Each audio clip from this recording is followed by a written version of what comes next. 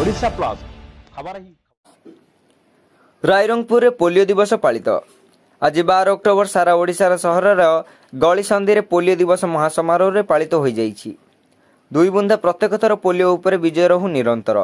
छुआ को 5 वर्ष पर्यंत प्रत्येक पिला माननको प्रत्येक थर पोलियो खाइबाकू दियंतु। आम देश भारत पोलियो मुक्त अटे, किंतु पोलियो किछि पड़ोसी देश गुड़िकर एबे भी अछि एवं पुनर्बार फेरी आसिबो। एथिपई निज पिलार सुरक्षा रे कोनोसी हेला करंतु नाही। पोलियो बुंदा प्रत्येक थर दियंतु। आम देश को पोलियो संपूर्ण निराकरण रे योगदान करंतु। एथिपई अधिक विवरणी जानिबा पई आशा एएनएम अंगनवाड़ी कर्मी सह जोगाजोग करंतु। एही परिप्रेक्षी रे रायरंगपुर सहरस्थ पीसीएम यूपी स्कूल परिसर रे थिबा आदर्श अंगनवाड़ी केन्द्र रे पोलियो बुंदा देबा पई बूथ होइतिला। सेतिरे वार्ड नंबर 3 और 4 रो लोके निज निजर छुआ पिला मानकु आनी पोलियो बुंदा खुआइथिले। एथिरे आशा दीदी और एएनएम कर्मी सहयोग करथिले। रायरंगपुर उपखंड hospital medical board Rairangpur town रो समस्त बूथ परिदर्शन करथिले।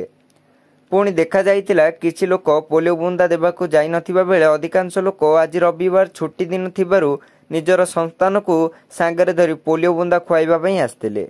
मयूरभंज रायरंगपुर श्यामलेन्दु परिडांक रिपोर्ट ओडिशा प्लस।